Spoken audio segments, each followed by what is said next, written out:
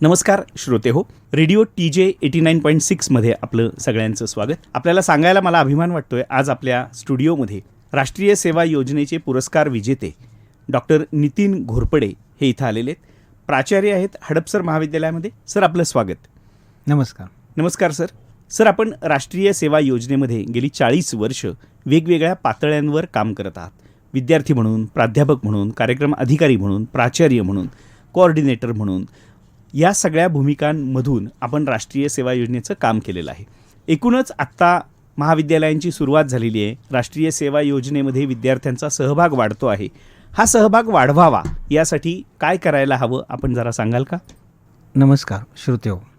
खरं पाहिलं तर आत्ताची मुलाखतीची वेळ एकदम योग्य आहे, कारण सर्व विद्यार्थी राष्ट्रीय सेवा योजनेचे स्वयंसेवक म्हणून भाग घेऊ इच्छितात. आणि राष्ट्रीय सेवा योजनेचा पहिला जो भाग आहे ते त्या मुलांचं उद्बोधन होणं गरजेचं असतं, कारण त्या उद्बोधनामधून त्यांना राष्ट्रीय सेवा योजना काय हे कळते. त्यासाठी राष्ट्रीय सेवा योजने घेतल्यानंतर त्यांच्या दृष्टीने त्यांच्या व्यक्तिमत्वाचा विकास होतो, हे त्या विद्यार्थ्यांना पटवून देणं खूप गरजेचं आहे. कारण राष्ट्रीय सेवा योजनेचा उद्दिष्टच आहे की समाजसेवा किंवा ग्रामविकास हा करत असताना विद्यार्थ्यांचा व्यक्तिमत्व विकास होतो, हे आपल्याला विद्यार्थ्यांना कुठंतरी सांगावं लागेल. खरं पाहिलं तर ही वेगळ्या स्वरूपाची एक प्रयोगशाळा आहे राष्ट्रीय सेवा योजना. त्यामुळं विद्यार्थी मित्रांनी ह्याच्यामध्ये सहभागी व्हावं. त्याला जे माहिती आणि ज्ञान महाविद्यालयात मिळणार आहे, त्या माहिती आणि ज्ञानाचा उपयोग त्यांनी समाजातील प्रश्न सोडवण्यासाठी करावा.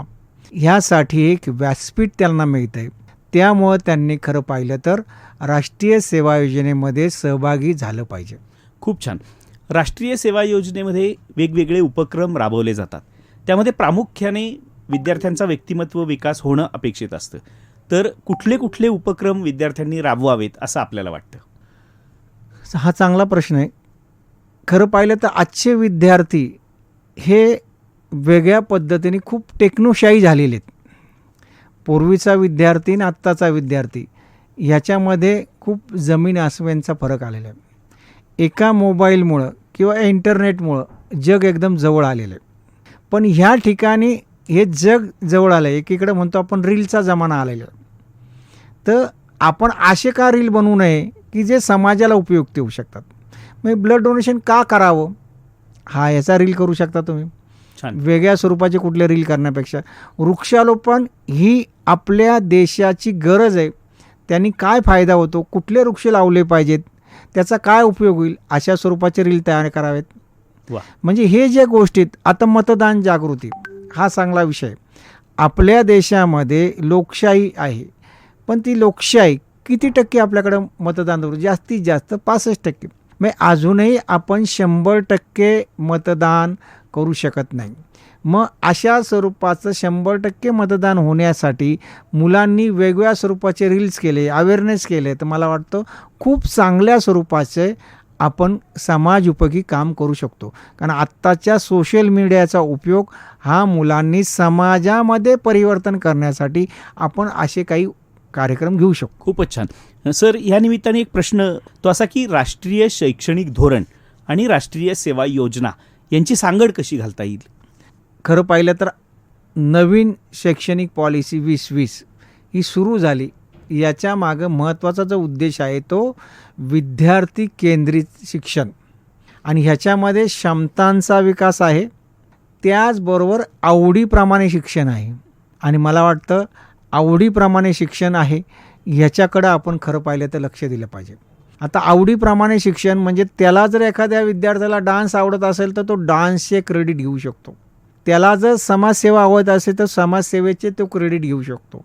म्हणजे पूर्वी जसं ते शिक्षण कुठल्या तरी शाखेमध्ये अडकले होते, कुठल्या तरी फॅकल्टीमध्ये अडकले होते, आता मल्टीडिसिप्लिनरी अप्रोच आहे. म्हणजे आर्ट्सचा विद्यार्थी सायन्सचे सुद्धा विषय घेऊ शकतो, एन्व्हायरमेंटसारखा विषय घेऊ शकतो. कॉमर्सचा विद्यार्थीसुद्धा कॉम्प्युटरसारखा विषय घेऊ शकतो किंवा सायन्सचा विद्यार्थीसुद्धा फायनान्ससारखे काही विषय घेऊ शकतो.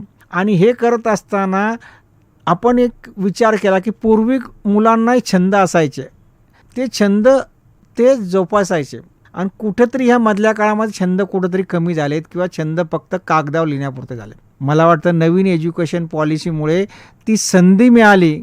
त्याला फोटोग्राफी आवडतं तर फोटोग्राफीचे ते क्रेडिट घेऊ शकतो. म्हणजे अशा स्वरूपाचे छंद जोपण्याची एक जागा ही नवीन एज्युकेशन पॉलिसीमध्ये आहे आणि NSSने ह्या स्वरूपाच्या नवीन नवीन गोष्टींना जर वाव दिला तर मला वाटतं निश्चितपणे NEP आणि NSS बरोबर काम करू शकतं आणि त्याचबरोबर त्या मुलांचा क्षमतांचा विकास होईल, आवडीचा विचार केला जाईल आणि त्याचा शिक्षणाकडे पाहण्याचा दृष्टिकोन बदलेल. खूपच छान. म्हणजे खरं तर शिक्षण आणि समाज यांचं नातं काय असावं हे तुम्ही तुमच्या वक्तव्यातून सांगितलं. सर, राष्ट्रीय सेवा योजनेमध्ये आपण PhD केलेलं आहे. आपले बरेच विद्यार्थी या संदर्भातलं PhD करणारं काम केलेलं आहे, संशोधन केलेलं आहे. या संशोधनाचा सार काय आहे जरा सांगाल का? खरं पाहिलं तर माझा जो विषय आहे तो वाणिज्य आणि व्यवस्थापन.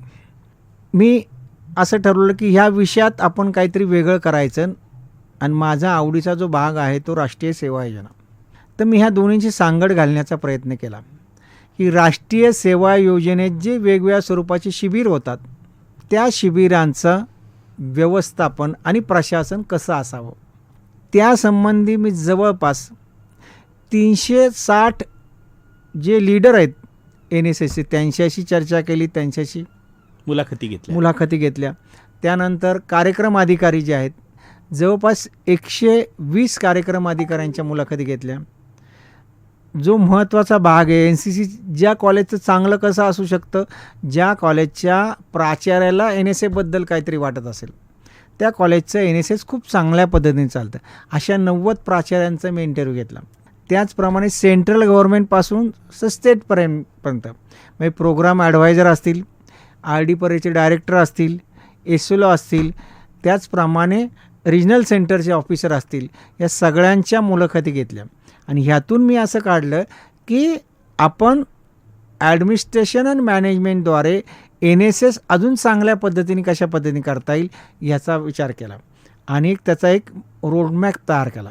म्हणजे त्या पद्धतीने मुलांना, शिक्षकांना आणि त्याच्यानंतर एक पुस्तिका तयार केली. मी चांगलं पुस्तक तयार केलं आणि ते प्रत्येकाला देण्याचा मी प्रयत्न केला आहे. याचा अर्थ की आपण ज्या भागात काम करतो त्या भागात काहीतरी आपलं काम असलं पाहिजे आणि त्याचा उपयोग सगळ्या महाविद्यालयाच्या विद्यार्थ्यांना, शिक्षकांना, प्राचार्यांना व्हावा यासाठी. कारण जर चांगल्या स्वरूपाचं प्रशासन आणि व्यवस्थापन असेल तर ते ॲक्टिव्हिटी खूप चांगल्या स्वरूपाची होऊ शकते आणि त्याचे आउटपुट चांगले मिळू शकतात. त्या दृष्टीने मी काम केलं. खूपच छान.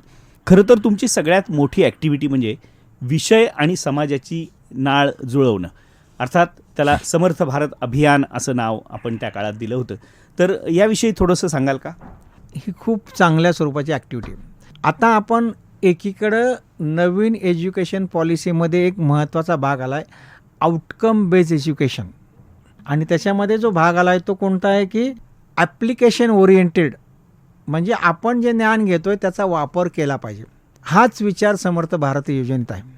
आम्ही काय करतो, ज्या गावाला शिबिर घ्यायचं आहे त्या गावाला केमिस्ट्रीचे विद्यार्थी आणि प्राध्यापक, फिजिक्सचे विद्यार्थी आणि प्राध्यापक, जिओग्राफीचे असतील, राज्यशास्त्राचे असतील, मराठीचे असतील आणि सगळ्या विषयाचे विद्यार्थी त्या गावामध्ये नेतो. बॉटनीचे विद्यार्थी त्या ठिकाणच्या मेडिसिन प्लॅनचा शोध घेतला होता. झूलॉजीचे विद्यार्थी फ्लोरा फॉर्माचा अभ्यास करतात.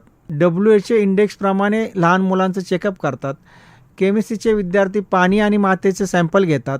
मायक्रोचे विद्यार्थी पाण्याचा सॅम्पल घेतात. राज्यशास्त्राचे विद्यार्थी तिथल्या राजकारणाचा अभ्यास करतात. अर्थशास्त्राचे विद्यार्थी तिथं सोशिओ इकॉनॉमिक स्टडी करतात. जिओग्राफीचे विद्यार्थी त्या ठिकाणी GPSद्वारे प्रत्येक घराचं लोकेशन घेतात आणि तो सोशिओ इकॉनॉमिक सर्वे तिथं जोडतात त्या घराला. असे प्रत्येक विषयाचे सर्वे केले जातात आणि महाविद्यालयात येऊन त्या सॅम्पलचं ॲनालिसिस केलं जातं आणि ॲनालिसिस केल्यानंतर जो शिक्षक त्याच्याबरोबर गेला आहे तो शिक्षक त्याच्यावर लिहितो. मग त्या काय प्रस्तावना होती, काय ठरवलं होतं आपण, त्याची उद्दिष्ट काय होती, त्यानंतर ती उद्दिष्ट पूर्ण करण्यासाठी काय मेथोडॉलॉजी वापरली, त्याचं ॲनालिसिस काय केलं, त्यानंतर त्याच्यातून आपल्याला काय मिळालेलं आहे, म्हणजे कन्क्लुजन काय आहे आणि शेवटी रेकमेंडेशन.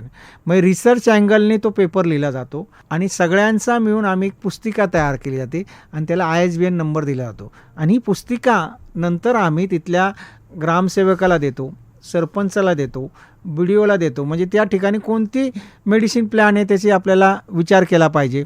त्याचप्रमाणे त्यातली माती कशी आहे, पाणी कसं आहे, हे त्या गावाला कळतं. म्हणजे भविष्यात येणाऱ्या अडचणीचं सोल्युशन हे मला वाटतं महाविद्यालयात त्या विद्यार्थ्याने घेतलेल्या ज्ञानाचा उपयोग त्या गावासाठी होतो. आणि त्या दृष्टीने हे निश्चितपणे तुम्ही मगाशी जो प्रश्न विचारला होता NEPचा, तो सुद्धा या ठिकाणी रिलेट होतो. आणि खऱ्या अर्थाने समर्थ भारत होण्याच्या दृष्टीने हा चांगला प्रयत्न होतो आणि मुलं त्याच्यामध्ये कॉन्ट्रीब्यूट करत असतात. खूपच छान. खरं तर हे सगळं कम्युनिटी एंगेजमेंट आहे आणि राष्ट्रीय शैक्षणिक धोरणात आता कम्युनिटी एंगेजमेंट प्रोग्राम अर्थात CEPवर भर देण्यात आलेला आहे आणि आपण याविषयी अतिशय सविस्तर सांगितलं. सर, आज आपण आमच्या रेडिओ TJ 89.6 FM या स्टुडिओमध्ये आलात त्याबद्दल आपले मनपूर्वक आभार. आपण ऐकत होतात डॉक्टर नितीन घोरपडे यांची मुलाखत. धन्यवाद.